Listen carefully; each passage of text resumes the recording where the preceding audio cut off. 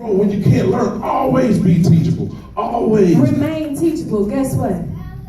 Learning by experience. That's a hard example. We don't have to learn by experience. We can listen to the wisdom of our forefathers. That's right. We have to remain teachable in every instant of your life. You have to remain teachable. It's not because they want to benefit, it's for your benefit. Okay. Yeah. I have this story, when you the fire extinguisher or whatnot, it has the little thing on the thing and it tell you to do what? Pull and shake it up and pull, right? What happens if you don't shake it up first? It won't activate.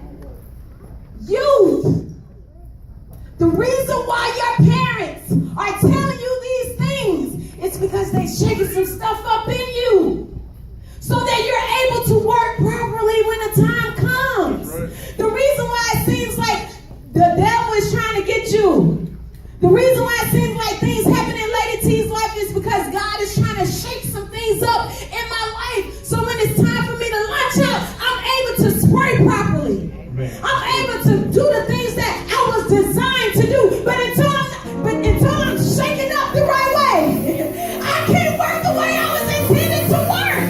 Y'all ain't hearing me this morning.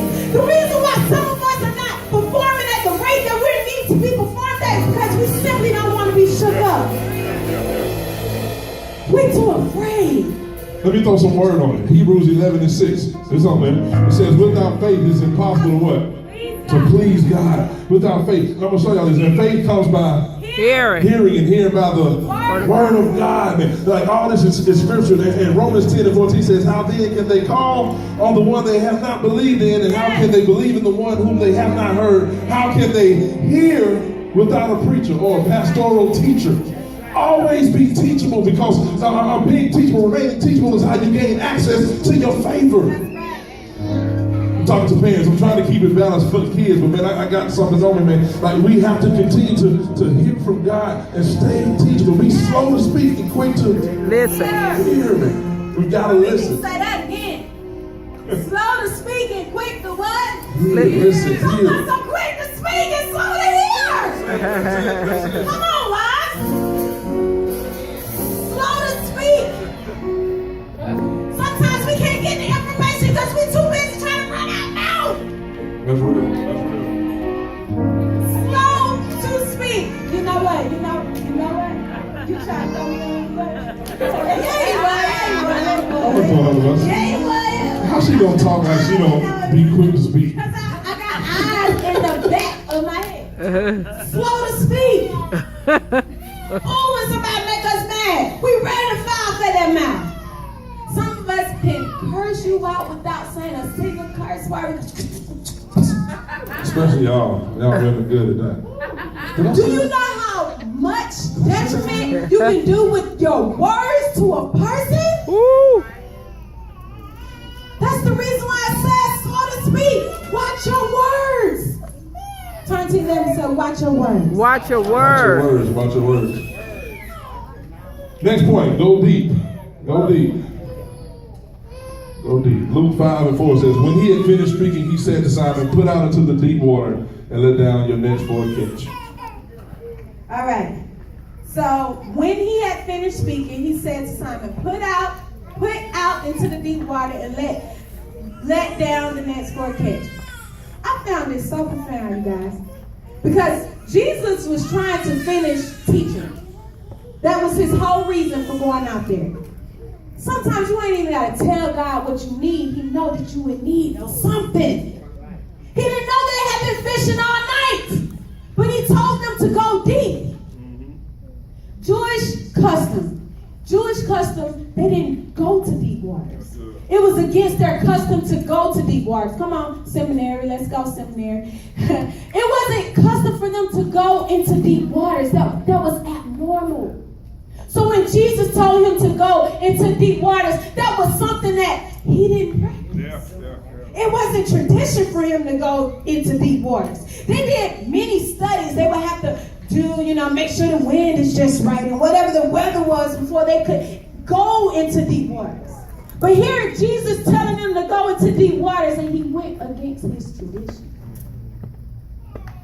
He went against the custom thing to do. Because he knew the authority that was on that boat told him to do something.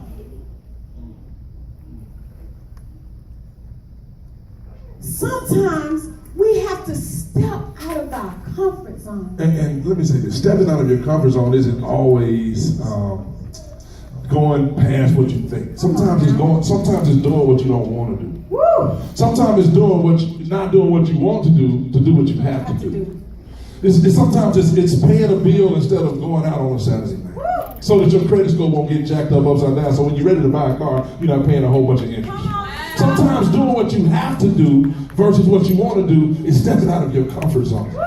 Peter said, man, truth be told, man, I just feel on the inside, I trust you. On the outside, I'm going to show you I trust you. But on the inside, I can only imagine what that brother was feeling, man. I can only imagine, like, man, dude, I've been out there all night, and I ain't calling you asked me to go out there all day? Fish, people don't fish in the day. People don't fish in the day. Like, so you're telling me to go back out there? Jesus, really? But because it's you. I'm going to do something. But check this out. Peter was known as a master fisherman. What was Jesus known for? Fishers of men. He was a carpenter. So you have a carpenter telling a master fisherman to go fish out in the deep against my custom in the daytime. How many times God told you something and you said, what? Say it again. Plenty. Sometimes when God gives you a vision, it may be totally against what other people see for you, because 3D Church was totally against what other people saw for us. Come on. Sometimes the places that God want to take you, it don't make sense to you at that time. It's not supposed to, because he wants you to get your neck right. And somebody said go deep. I'm sorry. Go deep. Go deep. Go deep. I want to give y'all something. I promise you I'm getting out of the way. People like the statistics of people that don't go to church anymore. Let me say this. People profess no affiliation now from 70 for the last 17 has decreased from 16% to 23%. People that say, I don't believe in nothing, absolutely nothing. I don't know God, no Muslim, no Allah, no Rabbi. I don't believe in nothing. I'm me, I'm who I am. Man, that number has went from 16% to 23% in 7 years, but yet still we have a church every Sunday. We got the nerve to not show up on you Sunday because it ain't our Sunday to sing, and I ain't here to fuss at nobody, I'm just telling the truth. We got the nerve. We got the nerve, man, to really not pour into our children what is next. What's happening is a generation of leaders who are going to be in power positions right now do not know who God is. And because they don't know who God is, then our leadership won't have God. And we'll go from one nation under God to just one nation with no God. Ooh. There's a situation right now that we as the church have to take hold of. We've got to bring our children closer to Christ. And that's what we're doing with activities like today. We're giving them their level and their reach of an example of who God is. So here we are, man, 7 years later, and the number is constantly decreasing. Christians are fading away. But guess what? We got a church on every corner. Mm-hmm. I can walk with my eyes closed down the street and I land at a church before I land at a McDonald's. We have more churches than street lights. But yet still we have more people leaving. We are the most failing institution in America. Are we playing or are we for real out here? There's no reason for us to be with these statistics, and I got all these brothers in this church, and we're not touching these homeless men out here outside on this corner. I should be, as a pastor, walking up and down every one of these businesses, praying over these companies, praying that these black businesses and all these new organizations are growing, man. We got work to do as a church. I ain't here to fight, I'm just here to get principle. We're losing, and we can't keep thinking we're winning as a church. But we can win because we've got to get stronger nets, and we've got to get a stronger situation, and we've got to know what our call is in this next season. That's right. Whew. I'm sorry, I didn't mean to fuss. Forgive me, Jesus. I'm not a fussing preacher. No, but your blessing is caught up in somebody else's deliverance. Amen. Once you realize that, you know what, you'll deliver everybody else. The reason why some of you guys are here on today is because of an invite from somebody else. You're delivered and somebody else was blessed because you are here today. That's right. Next 2 points, we out of here. Can people take you at your That's word? the second time. No, for real. I'm saying this is it. Can people take you at your word? Simon answered, Master, we worked hard all day, but because you say so, I will let down. It's because you say so. The only reason Peter trusted Jesus at his word was because of who Jesus was, the example that Jesus set. I want to ask some of you today, what examples are you setting? Parents, let's be honest. Be honest, I'm not here to dog y'all out. Kids, I want y'all to look back, find your parents and look at them. And I want y'all to repeat after me. Say, I hear you, but I see you. Say it one more time. Say, I hear you. I hear what you're telling me, but I see what you're doing. Whew. Let me say this. Let me see this. This is good. Anybody, we all can attest to this because we all go through it. You be frustrated, they loud, they get on your nerves, and then you look at them and say, stop screaming in my house. But Mom, you screaming in your house? Why can't I scream in your house? You need to be in before the street lights come in at 7. But Daddy, you ain't get home till 3 o'clock last night and Mama was looking for you. Well, I gotta come in the house. I hear you, Mama. I hear you, Daddy. But I see what you're doing. I see, man, we gotta set the example because what happens is the kids no longer take you at your word. He was only able to trust Jesus because of Jesus' lifestyle, because of his leadership. Who can trust you at your word? You telling me to do something, show me how to do it.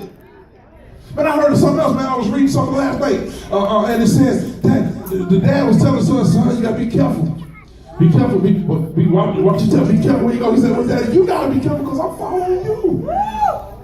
I'm following you. Parents, we've gotta be examples in every way. Man, your children are struggling. You have no idea. Your children are suffering now from things you had no idea would affect them 10 years ago they saw you do. You sit down with your head down because certain things ain't right, and you whining and you crying about it, and they won't stop whining and crying, and you fussing at them about whining and crying all the time. But they saw you do it. I'm just thinking, man, I don't want to hurt nobody's feelings today, but I'm just, man, what examples are you setting? Another way you can look at that, can people see you coming before you even get there? Can they hear about you before you even step on the scene? How are you working your net? Do your reputation precede you the correct way? What are some of the things that people are saying about you when you show up on the scene? It's already set for you. Can they hear you before they even see you? At our job, the way that we walk, the way that we talk, our businesses, a lot of you guys got businesses that you want to start, but have you done the right thing that they can hear you before you even come on the scene? Are we working our net? Are you working your net? Are you grinding every day to the thing that you want to build? If you don't want to be a person that clock in every day, are you doing the right things you should do to be an entrepreneur? Are you working every day toward the goal? Are you putting in the hard work to go with it? Or are you crying about it? Can people hear you before you even step on the scene? You best believe everybody can hear me, baby. I'm making loud noises because I'm ready. Turn to your neighbor and say, I'm ready. I'm ready. I'm ready. You gonna hear me before I even step on the Been scene? ready. Because God has blessed me so much so that I walk with an authority that no man can shut down, that no man can throw away. I walk with authority in my life. You gonna hear me, baby, before you see me. You gonna hear about 3D Church before you see us, because we here on the scene. We ain't come to take sides. Y'all heard Bishop, he said we come to take over. Last point, keep it going. We'll break the nets.